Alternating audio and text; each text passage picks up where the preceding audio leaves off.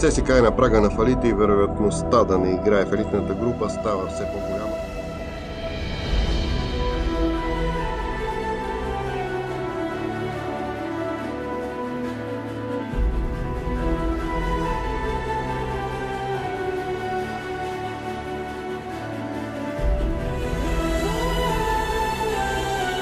Веднага след като стана ясен вариант с изпадането на ЦСКА в по-кръжна група, част от футболистите на червения отбор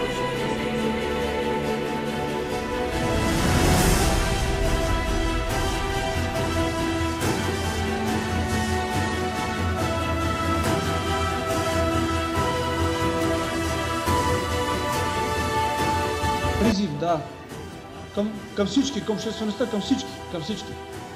Ние трябва да се обединим. Един призив към всички. Ние, ЦСКА-рите, трябва да се обединим. В най-трудния момент в историята на клуба. Това е най-трудният момент в историята на клуба.